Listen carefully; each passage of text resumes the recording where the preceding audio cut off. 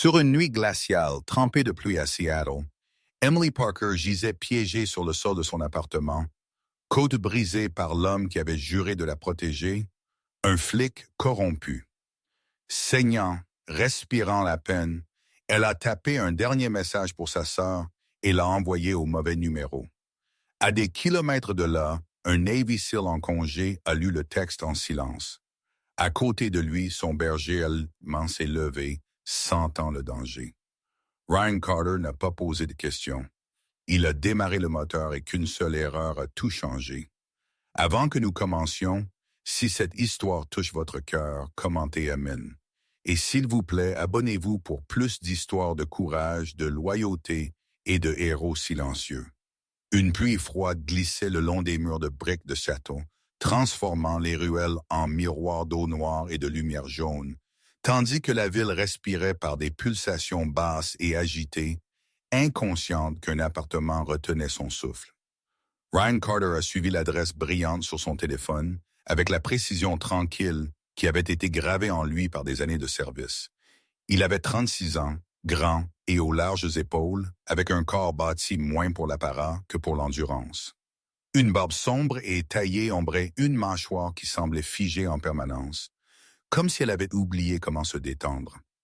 Ses cheveux étaient coupés courts d'une manière qui n'avait jamais vraiment perdu l'habitude, et ses yeux, gris acier, vigilants, portaient le regard distant d'un homme qui avait appris à mesurer le danger avant qu'il ne s'annonce. Une fois dans la province de Helmand, il avait hésité pendant une demi-seconde, et un coéquipier l'avait payé. Cette hésitation ne l'avait plus jamais visité. À ses côtés se déplaçait Diesel, un berger allemand de 5 ans, avec un pelage de sel noir et feu classique, des pattes arrière puissantes et des oreilles qui pivotaient comme des antennes accordées à la peur. Diesel était calme de nature, non agressif, mais quand sa poitrine s'abaissait et que son nez traînait l'air par de longues aspirations délibérées, Ryan savait que le chien avait trouvé quelque chose que la douleur humaine laissait toujours derrière. Du sang, oui, mais aussi la panique. L'odeur électrique et aiguë de quelqu'un qui savait qu'il pourrait ne pas survivre à la nuit. L'immeuble d'appartement se dressait devant, un étroit immeuble de 3 étages avec de la peinture écaillée et une lumière de sécurité qui vacillait comme si elle ne pouvait pas se décider si elle devait avertir ou se rendre. Ryan s'est arrêté au bas des escaliers, laissant Diesel travailler. La posture du chien a changé, sa queue se raidissant légèrement, sa respiration s'approfondissant. Diesel a levé les yeux une fois, ses yeux ambrés fixes, puis a incliné sa tête vers le 2e étage. La prise de Ryan s'est resserrée sur la laisse. Il n'a pas frappé. Frapper était pour les hommes qui croyaient que le monde jouait franc-jeu. Le couloir sentait le vieux tapis, le plâtre humide et quelque chose de cuivré sous tout cela. Les griffes de Diesel cliquetaient doucement alors qu'il se déplaçait, son avalé par la pluie dehors. Quand ils ont atteint l'appartement 2B, Diesel s'est arrêté et a pressé son nez contre la fente sous la porte, puis a laissé échapper un gémissement bas et vibrant qu'il utilisait rarement. Ryan l'a senti dans ses côtes. Quelqu'un était vivant là-dedans, à peine. Il a testé la poignée, verrouillé. Ryan s'est penché, écoutant. Pas de télévision, pas de musique, juste un son faible et inégal. Respiration peu profonde et rapide venant de plus profond à l'intérieur.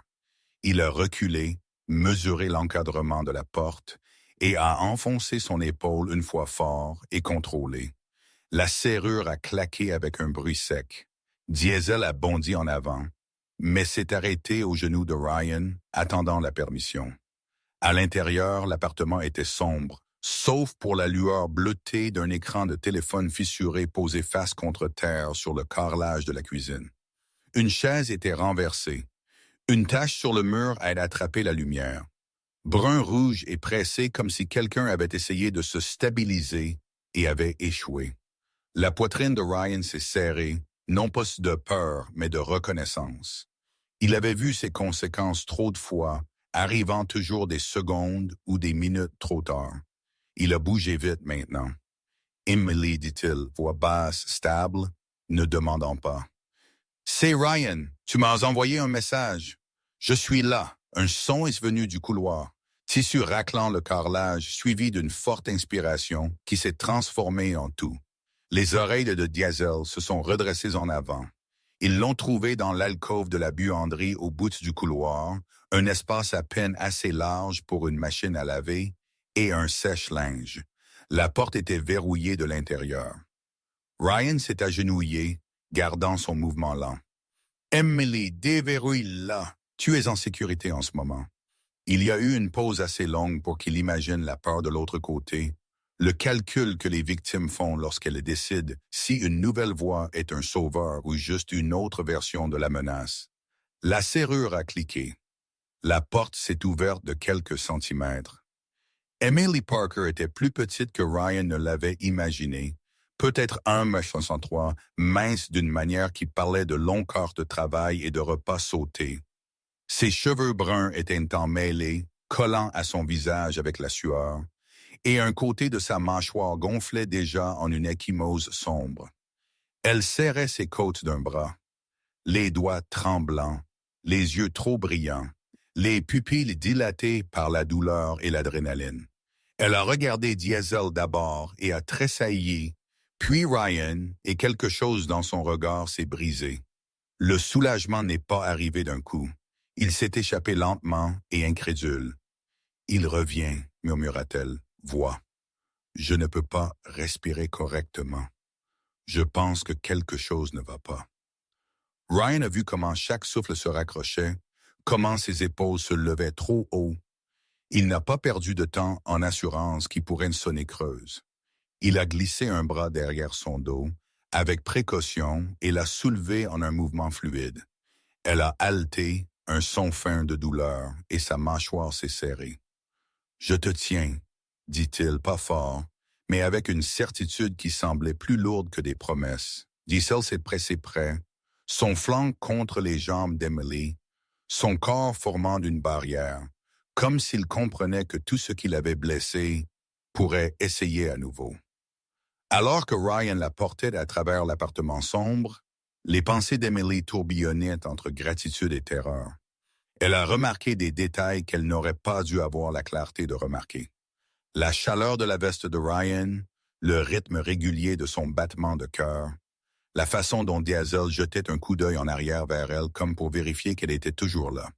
Elle avait honte de se sentir si petite dans ses bras, à quel point elle voulait désespérément y rester et laisser quelqu'un d'autre décider ce qui se passerait ensuite. Ryan a ressenti l'attraction inverse. En la tenant, il a senti la vieille colère familière monter, celle qui l'avait suivie à la maison après des déploiements et ne l'avait jamais vraiment quittée. Des hommes qui se cachaient derrière l'autorité, des hommes qui blessaient ceux plus petits qu'eux. Il a repoussé ce sentiment comme il le faisait toujours parce que la colère obscurcissait le jugement, et le jugement était ce qui maintenait les gens en vie. La pluie les a frappés de plein fouet quand il a ouvert la porte. L'air de la nuit était froid et propre comparé à l'appartement, et Emily l'a aspiré comme si cela pouvait recoudre ses poumons. Ryan s'est dirigé rapidement vers son camion, Diesel jamais à plus d'un pas, la tête pivotant. Quelque part au loin, une sirène a hurlé puis s'est estompée, indifférente. Emily a posé sa tête contre l'épaule de Ryan, les yeux papillonnants. Pour la première fois cette nuit-là, elle s'est permis une pensée dangereuse. Peut-être que le pire était passé. Ryan ne s'est pas permis ce luxe. Pas encore.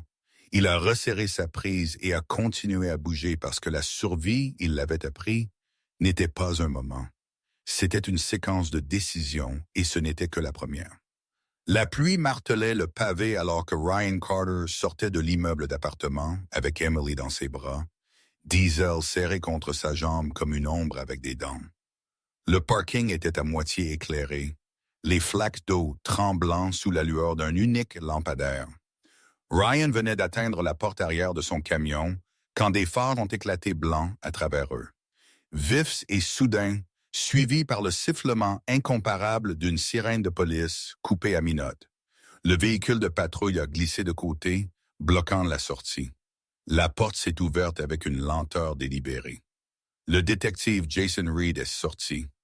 Reed était un grand homme, plus de 1,43 m, large de poitrine comme quelqu'un qui soulevait des poids pour se sentir puissant plutôt que sain. Son visage était carré et rasé de près, la peau pâle sous la pluie, avec des yeux qui ne se fixaient jamais longtemps sur un seul endroit. Il portait ses cheveux foncés courts et soignés, parfaits selon le règlement, mais il n'y avait rien d'ordonné dans sa façon de bouger. Sa posture portait la possession, pas l'autorité. La posture d'un homme habitué à être obéi parce que la résistance avait des conséquences. Une fois des années plus tôt, Reed avait été suspendu après qu'un suspect soit tombé d'un escalier pendant une arrestation. L'affaire avait disparu. Reed avait appris alors que les règles se pliaient pour des hommes comme lui. « Posez là !» criait Reed, voix assez forte pour porter, assez calme pour sembler raisonnable. « Éloignez-vous de la femme. » Sa main planait près de son étui, les doigts se fléchissant. C'est un enlèvement. Emily s'est raidie, sa respiration s'est bloquée brusquement, la douleur s'intensifiant dans ses côtes, alors que la peur se resserrait autour de sa colonne vertébrale. « Ryan » murmura-t-elle, à peine audible. « C'est lui. » Diesel la sentit avant que Ryan ne le voie. Le changement dans le corps d'Emily, la façon dont la terreur a jailli, aiguë et aigre. Le chien a avancé, se plaçant carrément entre Ryan et Reed, la tête basse, les lèvres juste assez retroussées pour montrer des dents blanches. Un grondement bas a roulé de la poitrine de Diesel, stable et profond, non frénétique. Un avertissement, pas une menace. Ryan n'a pas élevé la voix. Il ne s'est pas précipité. Il a posé Emily avec précaution sur le haillon du camion, gardant un bras derrière ses épaules pour la stabiliser. « Vous êtes blessé, dit-il calmement, pour le bénéfice de Reed autant que le sien.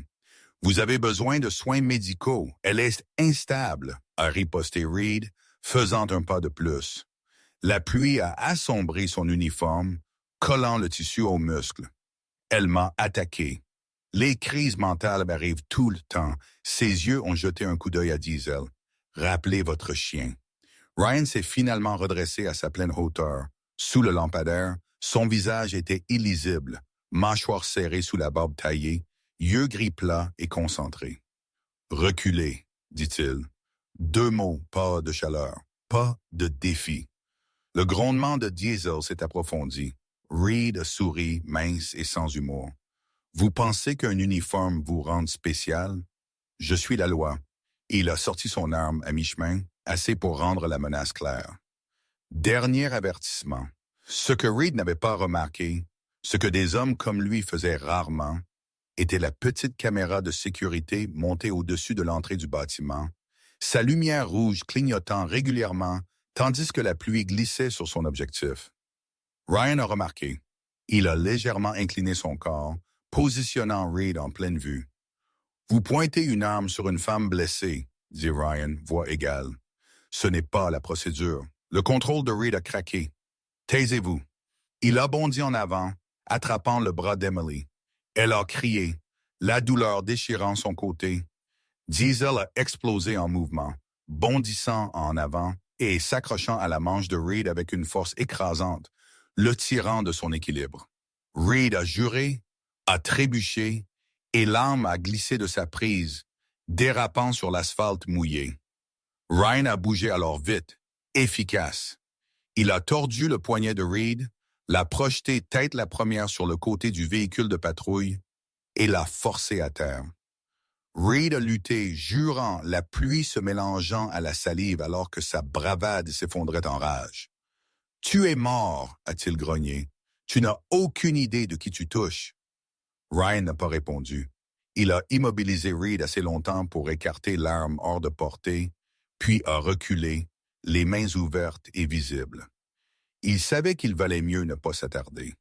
Diesel a relâché Reed et est retourné aux côtés de Ryan instantanément, les yeux ne quittant jamais l'homme à terre. Reed s'est relevé en catastrophe, trempé et humilié, fixant la caméra, l'arme tombée, Emily le regardant avec un mélange de terreur et de quelque chose de nouveau. La clarté, il l'a vu alors. Témoin, preuve, exposition. Il a reculé, la fureur brûlant derrière ses yeux. « Ce n'est pas fini, a-t-il craché. Tu m'entends? Tu n'as pas le droit de voler ce qui est à moi. » Ryan ne s'est pas levé pour ça. Il a tourné le dos à Reed, la plus profonde des insultes, et s'est concentré sur Emily. « Peux-tu tenir? » demanda-t-il.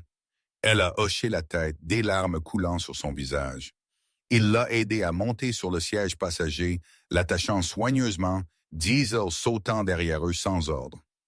Alors que Ryan démarrait le moteur, Reed se tenait seul sous la pluie, son insigne lourd sur sa poitrine, le pouvoir lui glissant entre les doigts. Les phares du véhicule de patrouille se sont éteints alors que Ryan s'éloignait, laissant Reed avec rien d'autre que des témoins et l'écho de ses propres menaces. Emily a regardé le bâtiment disparaître derrière eux, ses mains tremblantes. « Il n'a jamais couru avant », murmura-t-elle. Ryan s'est inséré dans le trafic, la pluie engloutissant la route devant. « Les brutes ne courent pas tant qu'elles ne se sont pas vues », dit-il comme. Maintenant il a été vu. Diesel a posé sa tête sur le siège entre eux, respirant lentement et régulièrement, une promesse vivante que pour ce moment au moins, la loi avait changé de main. Ryan ne s'est pas tourné vers l'hôpital le plus proche. Il l'a dépassé sans ralentir, la façade de verre brillant d'un blanc stérile à travers la pluie.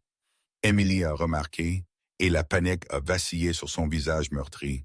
« Vous ne me menez pas aux urgences, » dit-elle, moitié question, moitié peur. Ryan a gardé ses yeux sur la route, les essuie-glaces coupant des arcs réguliers à travers l'averse. « Pas ce soir, a-t-il répondu. Pas avec lui à plante à l'avance. » Emily a compris immédiatement. Jason Reed n'avait pas besoin de la poursuivre avec les poings. Il n'avait qu'à faire un appel téléphonique discret. Ryan a conduit vers le nord, loin des lumières de la ville, dans des quartiers où les rues se rétrécissaient et les arbres avalaient le son. Diesel s'est déplacé sur le siège arrière, alerte mais calme, son menton reposant brièvement sur la console centrale comme s'il écoutait la tension entre les humains. La clinique était assise derrière une rangée de cèdres, un bâtiment bas d'un seul étage avec une enseigne verte fanée qui disait « North Sound Veterinary Care ». Pas de lumières clignotantes, pas de quai d'ambulance, juste un parking sombre et une fenêtre brillante d'un jaune chaud à l'intérieur. Ryan a coupé le moteur et était hors du camion avant qu'Emily ne puisse poser une autre question. Il l'a porté à nouveau, faisant attention à ses côtes. Diesel trottant assez près pour que son épaule frôle le genou de Ryan. Quand Ryan a frappé, la porte s'est ouverte presque immédiatement, comme si la personne à l'intérieur avait attendu. Le Dr. Thomas Hale était un homme au début de la cinquantaine, maigre et nerveux, avec des cheveux grisonnants tirés en arrière sur la nuque et des yeux bleus fatigués, qui avaient vu trop de sortes de blessures. Il portait un jean et une chemise en flanelle, sous un manteau blanc légèrement taché d'iode et de poils de chien. Une fois en Afghanistan, il avait été un infirmier de la marine attaché à une unité de marine, soignant soldats et civils dans des pièces aux murs de boue, tandis que des mortiers tombaient assez près pour faire trembler les dents. Après avoir perdu un patient qu'il ne pouvait pas sauver, il avait quitté la médecine militaire et avait construit cette pratique tranquille à la place. Il n'a pas posé de questions maintenant. Il a jeté un coup d'œil à la respiration d'Emily, la façon dont ses épaules se levaient inégalement, et s'est écarté. « Faites-la entrer, dit-il, maintenant. » La salle d'examen sentait l'antiseptique et la fourrure mouillée. Une table en acier se tenait au centre, rembourrée et recouverte de papier frais. Ryan a allongé Emily doucement pendant que Hale bougeait avec une efficacité expérimentée, enfilant des gants, ajustant une lampe. Diesel a sauté sur le sol à côté de la table et s'est couché, le corps pressé près, la tête reposant sur le mollet d'Emily. Hale a jeté un coup d'œil au chien une fois. « Bon berger », murmura-t-il non sans gentillesse. « Laissez-le rester. Ça garde les patients calmes. » La respiration d'Emily s'est à nouveau bloquée alors que Hale palpait son côté. Elle a serré les dents, ses doigts s'enfonçant dans le papier. Ryan se tenait à sa tête, une main reposant légèrement sur la table où elle pouvait la voir. Vous vous en sortez bien, dit-il doucement. Juste respirez. L'expression de Hale s'est tendue. Au moins 2 côtes fracturées, dit-il. Peut-être 3. Les sons respiratoires sont peu profonds à gauche. Il a rencontré les yeux de Ryan. S'il y a un poumon affaissé, je peux stabiliser, mais elle aura besoin d'imagerie éventuellement. Les yeux d'Emily se sont remplis de larmes, non seulement de douleur, mais de la pensée d'être rendue au système qui l'avait trahi. « Je ne peux pas revenir, murmura-t-elle. Hale s'est adouci. Vous ne le ferez pas. Pas ce soir. Il a bougé pour commencer l'oxygène, ses mains stables. Vous êtes en sécurité ici. Alors que le masque se posait sur le visage d'Emily, quelque chose à l'intérieur d'elle s'est finalement relâché. L'air semblait plus frais, plus plein. Sa poitrine lui faisait encore mal, mais la panique a reculé, remplacée par une lourde épuisement. Diesel s'est rapproché, pressant son flanc chaud contre sa jambe. Elle a tendu la main faiblement et a emmêlé ses doigts dans sa fourrure. « Il est resté, murmura-t-elle. Ryan a regardé ses paupières papilloter et regardé la ligne serrée de sa bouche s'adoucir pour la première fois depuis qu'il l'avait trouvée. Il s'est légèrement détourné, la mâchoire serrée, se donnant un moment. Les soldats étaient entraînés à compartimentaliser. C'était l'une de ces boîtes qu'ils n'ouvraient pas souvent. Hale a fini de fixer un moniteur et a reculé. « Elle dormira, dit-il. « C'est bon. » Il a baissé la voix. « Vous avez fait de la bonne chose en ne l'amenant pas aux urgences publiques. » Ryan a hoché la tête. « Il cherchera. » Hale a hoché la tête en retour. « Alors vous avez choisi le bon endroit. Personne ne vérifie une clinique vétérinaire pour une femme battue. » Il y avait de l'amertume dans son ton, gagné et tranquille. « Vous voulez du café? » Ryan a accepté avec un hochement de tête fatigué. Il se tenait près de l'entrée pendant que la pluie murmurait contre les fenêtres. « Vous courez toujours vers les ennuis? » Hale a dit, lui tendant une tasse. Ryan a expiré lentement. « Je n'avais marre. J'essaie de courir vers les gens. » Emily a dérivé, à moitié endormie, écoutant le murmure de voix masculine, le bip régulier du moniteur, le poids réconfortant de la présence de Diesel. Pour la première fois depuis des mois, son corps n'était pas préparé à l'impact. La pièce était petite, insignifiante, et plus sûre que tout endroit dont elle pouvait se souvenir. Dehors, la tempête a commencé à s'apaiser, la pluie s'adoucissant en brume. Ryan a vérifié son téléphone, l'écran éclairant son visage. Pas de nouveaux messages, pas de sirène. Il a regardé Emily, puis Diesel, qui a rencontré son regard avec une calme certitude. Quoi que vienne ensuite viendrait plus tard. Pour l'instant, le monde s'était réduit à cette pièce tranquille, un abri emprunté, et le fait extraordinaire et fragile qu'elle était toujours en vie. Le matin s'est glissé dans la clinique alors qu'une lumière mince et incolore filtrait à travers les fenêtres striées de pluie et le bourdonnement lent des machines. Emily s'est réveillée avec une douleur sourde au lieu de la panique, le genre de douleur qui lui disait qu'elle était toujours là. Ses côtes brûlaient quand elle inspirait trop profondément, mais le masque à oxygène était parti, remplacé par une couverture douce blottie autour de ses épaules. Diesel était recroquevillé au pied de la table, 5 ans et solide comme une pierre. Son pelage noir et feu montant et descendant à un rythme régulier. Quand Emily a bougé, un œil ambré s'est ouvert. Il a frappé sa queue une fois doucement, comme pour reconnaître une promesse tenue. Ryan était assis sur une chaise contre le mur. Botte pendait coude sur ses genoux. Il n'avait pas dormi.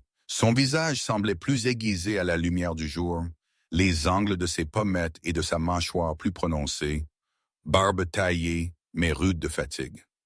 Des années plus tôt, lors d'un déploiement qui s'était mal terminé, Ryan avait appris que l'attente pouvait être plus épuisante que le combat. Cela ressemblait à cela, tenir bon, sachant que l'ennemi allait bouger bientôt. Il s'est levé quand les yeux d'Emily se sont concentrés. « Comment va la respiration ?» demanda-t-il. Sa voix était douce, mais sa posture restait prête. « Mieux, dit-elle. » Sa voix sonnait faible à ses propres oreilles, comme si elle appartenait à quelqu'un d'autre. Ça fait toujours mal. Elle s'est légèrement déplacée et a grimacé. Diesel s'est pressé plus près, la chaleur s'infiltrant à travers la couverture. « Merci », ajouta-t-elle, regardant Ryan puis le chien.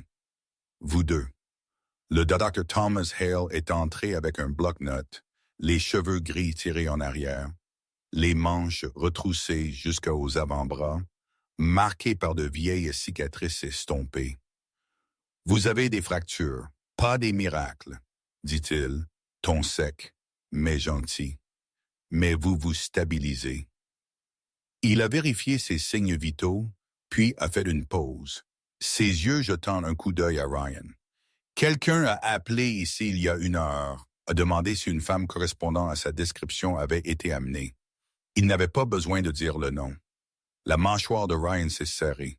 Je leur ai dit que nous traitions un labrador avec la toux du chenil. Hale a continué. Ils n'ont pas ri. Emily a dégluti. La peur menaçait de refaire surface, mais elle l'a repoussé. Il est déjà en train de le tourner, n'est-ce pas? Dit-elle. Ryan a hoché la tête. C'est pourquoi nous bougeons en premier. Il a cherché dans sa veste et a posé un téléphone sur le comptoir. Quand vous êtes prête, elle a pris une respiration, peu profonde mais régulière, et a cherché son sac à main. Ses doigts tremblaient alors qu'elle sortait une petite clé USB. Le plastique est raflé et scotché à une extrémité. Je l'ai gardé caché, dit-elle. Dans la boîte de disjoncteurs, il n'a jamais vérifié là. Ses yeux sont devenus lointains. Jason aimait contrôler ce qu'il pouvait voir. Elle a pressé la clé dans la paume de Ryan. Ce n'est pas juste moi. Ils ont branché l'USB dans l'ordinateur de Hale. Des fichiers ont peuplé l'écran. De courts clips vidéo, des enregistrements audio, des orodatages. La voix de Reed a rempli la pièce, froide et exercée, menaçant une femme, en coercition une autre. Il y avait des photos aussi, des ecchymoses cataloguées, des papiers de sortie d'hôpital modifiés. Emily a fermé les yeux, respirant à travers la vague de honte et de colère. Je me suis dit que c'était des preuves, murmura-t-elle, que si je survivais, cela importerait. Oui, ça compte, dit Ryan. Il s'est redressé, passant déjà en revue sa liste de contrôle mental. Nous avons besoin de 2 appels. Il a fait un pas dans le couloir et a composé le premier numéro. Mark Alvarez a répondu à la 2e sonnerie. Alvarez était un avocat de vétéran dans la quarantaine, grand et maigre, avec des lunettes à monture métallique et l'habitude d'écouter plus qu'il ne parlait. Il avait perdu un frère en Irak à cause d'une dissimulation et avait fait carrière depuis en les démantelant. Ryan a résumé rapidement. Alvarez n'a pas interrompu. « Envoyez tout, dit-il finalement. Et ne l'emmenez nulle part en public. Le 2e appel est allé à l'inspecteur Laura Chen, Affaires internes. Chen était petite, fin de la trentaine, les cheveux coupés en un bob sévère, les yeux vifs et inébranlables. Elle avait bâti sa réputation en brûlant des ponts et en dormant bien.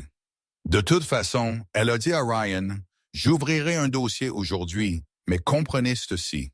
Une fois qu'il est ouvert, il saura. » Ryan a regardé à travers la vitre Emily, qui le regardait avec une expression calme et préparée. « Il sait déjà, dit Ryan. Il ne sait juste pas à quel point. » Dans l'après-midi, la contre-attaque est venue. Le téléphone d'Emily a vibré avec des messages qu'elle n'a pas ouverts.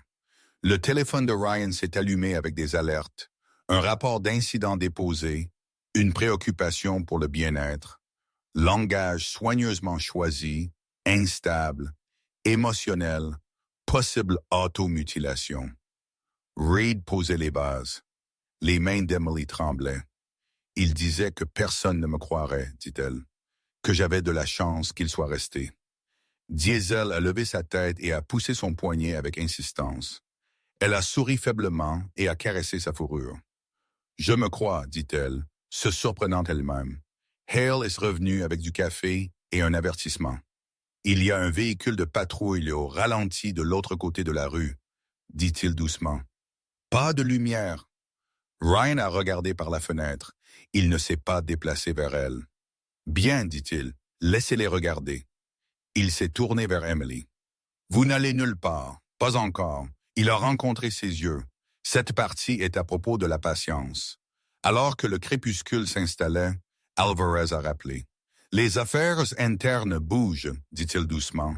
Reed a déposé en premier, mais vos preuves sont antérieures à son rapport. Cela importe, il a fait d'une pause.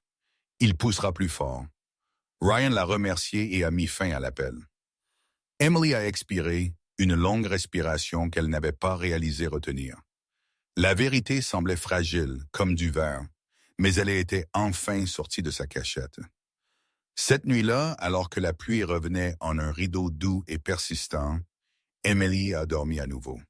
Diesel restait où il était, une sentinelle silencieuse. Ryan était assis à proximité, téléphone à la main, regardant les messages s'empiler et les plans se former. Dehors, la ville s'est réarrangée autour de leur petit abri emprunté. Dedans, les pièces se sont alignées. Reed avait fait le premier mouvement, mais pour la première fois, il n'était pas le seul à jouer. La nuit est tombée durement et vite sur la baie d'Elliott, le vent déchirant la surface comme s'il voulait arracher l'eau de la ville. Les lumières du terminal des ferries brûlaient pâles contre les nappes de pluie, transformant chaque visage en un fantôme passant. Ryan s'est garé 2 pâtés de maison en arrière, moteur coupé, écoutant le vent tourmenter le gréement des bateaux qu'il ne pouvait pas se voir. C'était le terrain de Reed. Public, bruyant, plein de sorties, ce qui signifiait que c'était aussi le seul endroit où la vérité ne pouvait pas se cacher. Emily était assise sur le siège passager, émitouflée dans une veste empruntée, sa respiration régulière mais prudente. Les ecchymoses le long de sa mâchoire s'étaient approfondies en une constellation de bleu et de vert. La douleur n'était pas partie, mais la peur ne siégeait plus au siège du conducteur. Elle a observé les mains de Ryan alors qu'il vérifiait son téléphone, mémorisant l'immobilité en elle. Diesel, 5 ans et bâti comme un moteur compact, était assis entre eux, sa poitrine carrée face au pare-brise, les oreilles pivotant au vent. Son pelage brillait mouillé là où la pluie s'était frayé un chemin. Sel noir aussi sombre que l'huile. Flanc fauve tacheté d'argent de l'âge et du travail. Il était calme, alerte, sans tension, comme les bons chiens l'étaient quand ils faisaient une confiance au plan. « Restez prêts, » dit Ryan. Il n'a rien ajouté d'autre. Emily a hoché la tête et a ouvert sa porte. Le vent les a frappés comme une gifle. Elle s'y est penchée, a posé ses pieds et l'a suivi vers le terminal. L'air sentait le sel et le carburant diesel, le béton mouillé et le métal. Les navetteurs passaient en hâte, tête baissée, col relevé. Le système de sonorisation a grésillé et est mort. Des caméras surveillaient de chaque coin, des points rouges clignotants. Ils n'avaient pas fait 10 pas quand Emily l'a senti, le picotement familier à la base de son crâne. Elle a ralenti, ses doigts frôlant la fourrure de Diesel. « Il est ici », dit-elle doucement. Ryan n'a pas tourné sa tête. Il a ajusté son chemin d'1 degré, s'orientant vers la concourse ouverte, où les gens se regroupaient sous l'auvent. C'est à ce moment-là que Jason Reed est sorti de derrière un pilier en béton. Reed avait l'air différent sans le véhicule de patrouille. Il portait une veste sombre sur des vêtements civils, le volume de ses épaules faisant forcer le tissu. Ses cheveux étaient collés par la pluie, son visage brillant d'eau et de quelque chose d'autre. L'impatience peut-être. Il a souri quand il a vu Emily, l'expression exercée et vide. « Te voilà, toi, » dit-il assez fort pour porter. « Je me suis inquiété à mourir. » Le cœur d'Emily a bégayé puis s'est stabilisé. Elle ne s'est pas déplacée vers lui. « Non, » dit-elle, sa voix la surprise par sa fermeté. « Laisse-moi tranquille. » Reed a ri court et aigu. « Tu es confuse, » dit-il, s'approchant. « Tu as eu une nuit difficile. » Ses yeux ont jeté un coup d'œil à Ryan avec dédain. « Tu dois rentrer à la maison. » Diesel a bougé en premier. Il s'est placé devant Emily, le corps incliné, la tête basse, le vent aplatissant ses oreilles. Un grondement bas a roulé de lui, audible même à travers les rafales. Les gens proches sont ralentis, regardant. Des téléphones sont apparus, la curiosité l'emportant sur la météo. Rappelez votre chien. Reed a claqué, le sourire disparu, sa main à Jessie Lee, les doigts s'enfonçant dans la manche d'Emily. La douleur a jailli le long de ses côtes alors qu'elle criait. Le son a percé le vent. Diesel a bondi, ne mordant pas encore, mais claquant son épaule dans la cuisse de Reed, le faisant perdre l'équilibre de côté. Reed a juré et a attrapé le collier du chien. C'était son erreur. Ne la touchez pas, dit Ryan. Il n'a pas crié. Les mots ont atterri comme un poids. Reed a tourné, la fureur nue sur son visage. Tu penses qu'une foule te rend en sécurité? Siffla-t-il. Je la traînerai hors d'ici. Il a de nouveau tendu la main. Diesel a claqué alors. Un claquement d'avertissement aigu à quelques centimètres de la main de Reed, des dents blanches clignotant. Des halètements ont ondulé à travers les spectateurs. Quelqu'un a crié. « Hey! » Une corne de ferry a hurlé. Les caméras continuaient de clignoter. Ryan s'est interposé entre Reed et Emily, les mains ouvertes, paumes visibles. « Vous avez fini, dit-il. »« Partez !» La respiration de Reed venait vite maintenant, sa poitrine se soulevant. Il a jeté un coup d'œil autour, calculant. Trop d'yeux, trop d'angles. Il s'est penché quand même, sa voix baissant. « Tu penses que cela me met fin? » dit-il. « Je vous ruinerai tous les deux. » Emily a rencontré son regard, quelque chose de dur et clair dans ses yeux. « Tout le monde peut vous entendre, » dit-elle. Elle a élevé sa voix. « Arrêtez de me toucher. » L'effet a été immédiat. Un garde de sécurité s'est rapproché. Une femme avec un téléphone a dit « Est-ce qu'il vous dérange? » La mâchoire de Reed a travaillé. Il a reculé d'un pas, puis d'un autre, les mains levées dans une parodie d'innocence. « C'est ma partenaire, dit-il, elle n'est pas bien. » Non, Emily a dit plus fort maintenant. Il ment. Sa main reposait sur le dos de Diesel. Le chien se tenait solide comme un poteau. Les yeux de Reed ont balayé les caméras, le garde, les téléphones. Le vent a emporté ses mots alors qu'il jurait sous son souffle. Il s'est tourné et a poussé dans la foule, disparaissant vers la structure de stationnement. Ryan ne l'a pas poursuivi. Il connaissait les pièges quand il les voyait. Il a mis un bras autour des épaules d'Emily, la stabilisant alors que l'adrénaline s'écoulait. « Ça va? » demanda-t-il. Elle a hoché la tête, son souffle frissonnant une fois, puis se calmant. Diesel s'est pressé, la stabilisant. Des sirènes ont hurlé quelque part au loin. L'annonce du ferry est finalement revenue, déformée mais présente. Le garde s'est attardé, demandant s'ils avaient besoin d'aide. Ryan l'a remercié. Ils ont attendu que la foule s'amincisse, que la pluie s'adoucit, que la nuit relâche son emprise par degrés. Alors qu'il marchait vers le camion, Emily a réalisé que ses mains avaient cessé de trembler. La peur n'était pas partie, mais elle ne la possédait plus. Reed avait essayé de reprendre la nuit. Il avait échoué. La vérité s'était tenue dans le vent et avait été vue. Le vent ne s'était pas apaisé lorsque les premières patrouilles ont traversé la baie d'Elliott, leur stroboscope bleu se dispersant sur l'eau comme du verre brisé. Ryan se tenait avec Emily sous l'auvent du terminal. Diesel planté à son genou, regardant l'approche. Il l'avait signalé au moment où Reed avait disparu dans la structure de stationnement. Pas une poursuite, juste des faits. Lieu, comportement. Un homme avec un insigne en abusant à la vue du public. Les faits avaient du poids quand les témoins les portaient. Reed est réapparu 10 minutes plus tard, ne fuyant pas maintenant, mais marchant en rôdant le long du bord de la jetée, la mâchoire serrée, la pluie aplatissant ses cheveux. Il avait changé de veste, une tentative mesquine de déguisement, et ses mains tremblaient alors qu'il allumait une cigarette qui s'est éteinte dans le vent. Il avait l'air plus petit sans sa certitude, les épaules voûtées, les yeux cherchant des sorties qui ne lui appartenaient plus. Quand il a repéré Emily, quelque chose dans son visage s'est durci en une résolution née du désespoir. Il a avancé et s'est arrêté.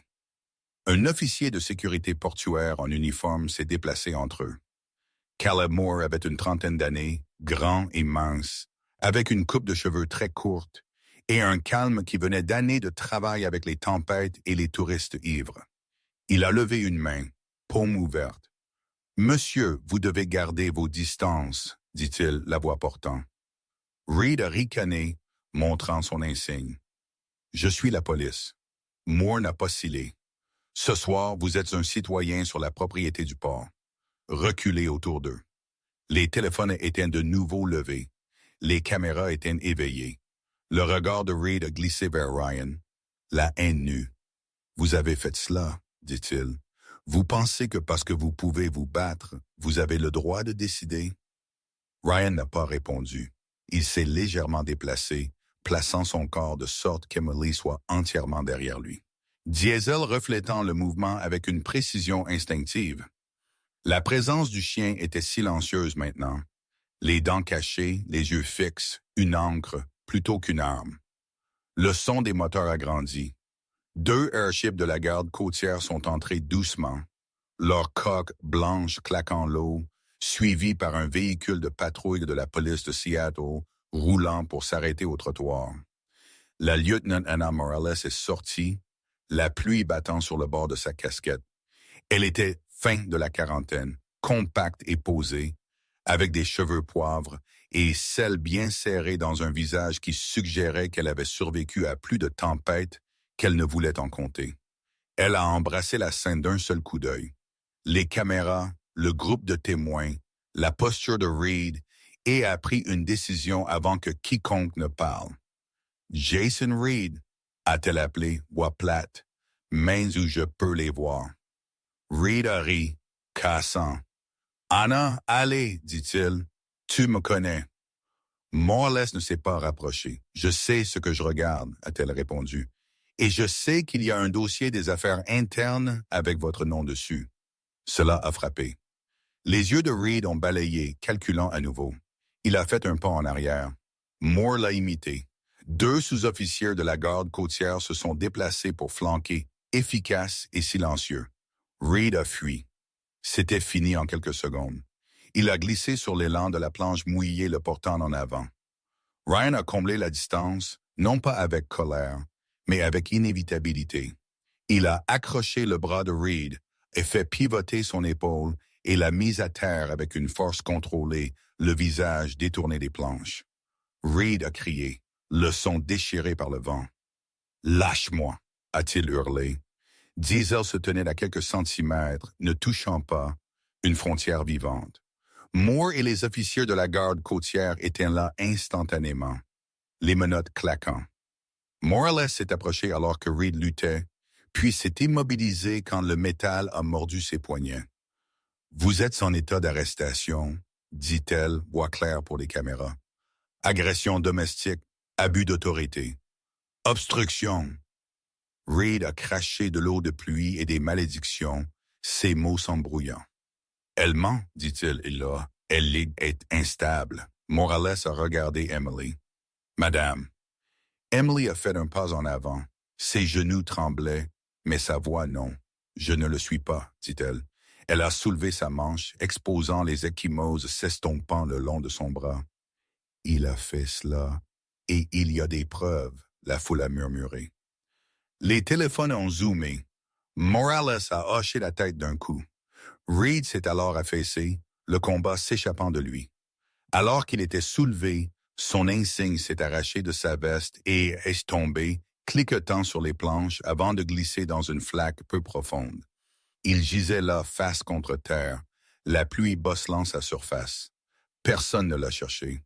Alors que Reed était emmené, la respiration d'Emily est devenue dure et rapide, l'adrénaline s'effondrant enfin.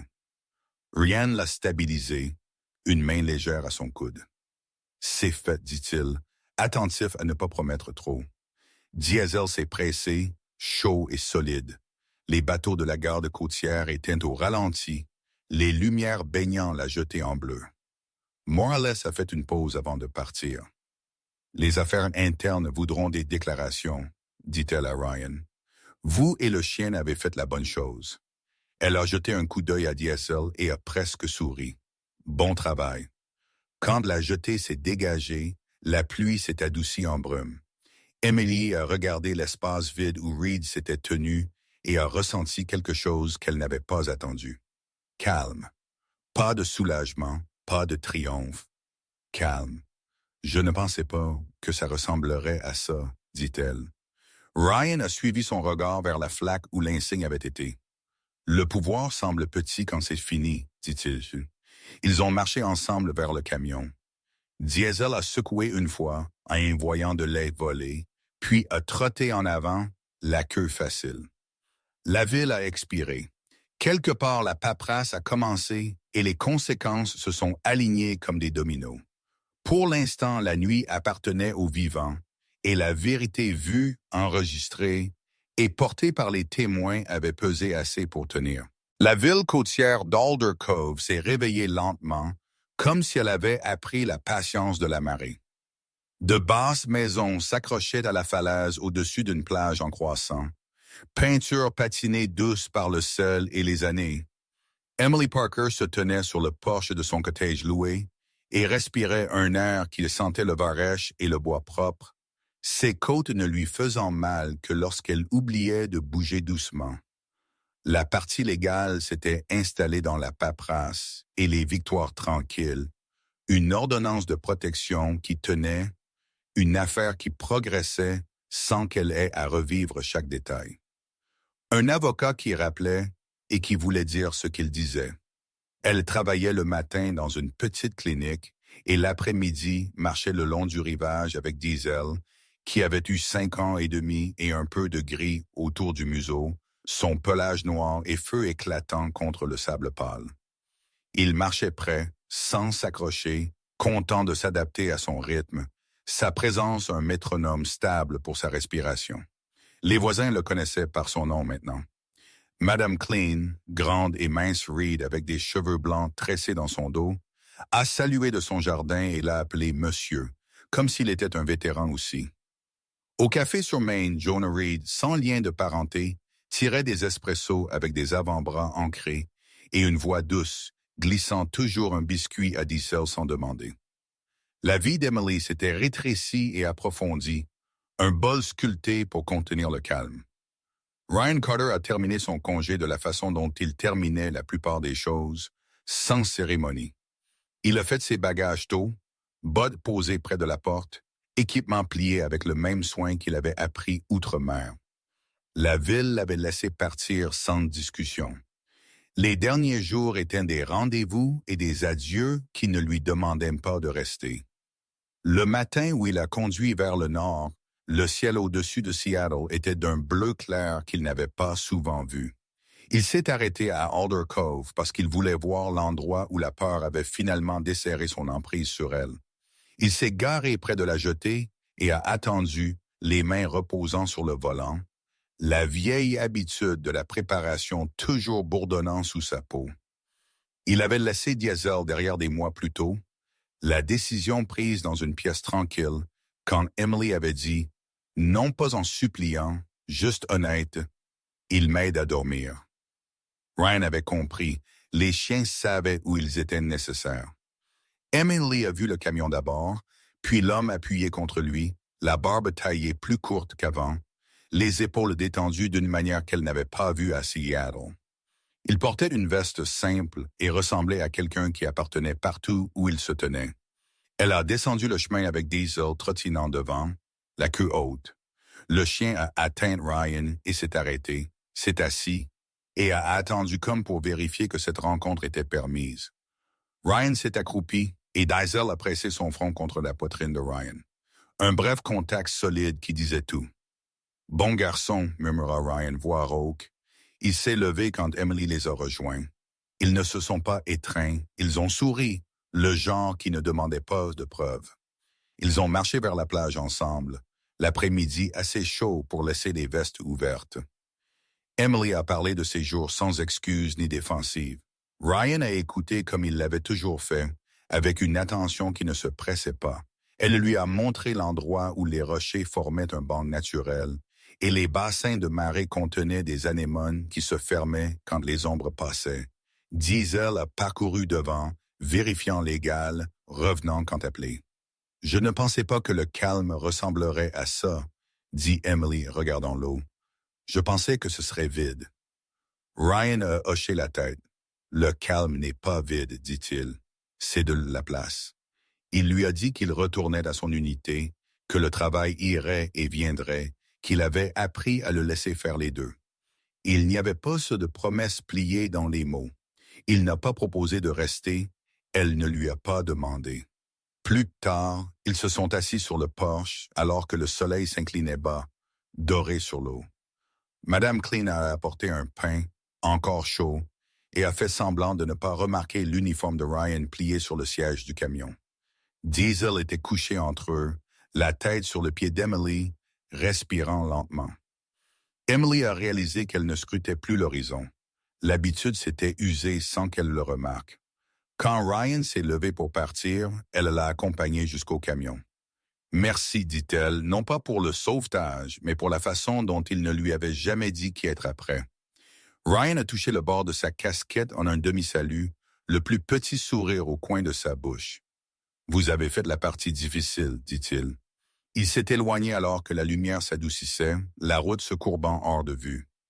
Emily est restée où elle était jusqu'à ce que le son du moteur se dissolve dans le vent. Diesel a poussé sa main, puis a regardé vers l'eau, prêt à continuer. Elle a ri, un vrai rire, surprise par elle-même, et l'a suivi sur le chemin. Le futur ne s'est pas annoncé. Il s'est simplement ouvert, assez large pour y entrer sans peur. Parfois, le miracle n'arrive pas comme le tonnerre ou le feu du ciel. Parfois, il vient tranquillement à travers le courage de demander de l'aide, la force de se relever ou la présence de quelqu'un envoyé exactement au bon moment. Beaucoup croient que Dieu travaille de cette façon, pas toujours en enlevant la tempête, mais en envoyant ce dont nous avons besoin pour y survivre. Dans la vie quotidienne, nous pouvons nous sentir invisibles, inaudibles ou piégés par la peur. Pourtant, la grâce se déplace souvent à travers des mains ordinaires, des cœurs loyaux et des choix faits en vérité. Si cette histoire vous a touché, partagez-la avec quelqu'un qui pourrait avoir besoin d'espoir ce soir. Laissez un commentaire et dites-nous d'où vous regardez ou de quoi cette histoire vous a rappelé. Abonnez-vous à la chaîne pour ne pas manquer le prochain chapitre de Lumière après l'obscurité. Que Dieu vous bénisse, protège votre maison, guérisse votre cœur et vous guide doucement en avant.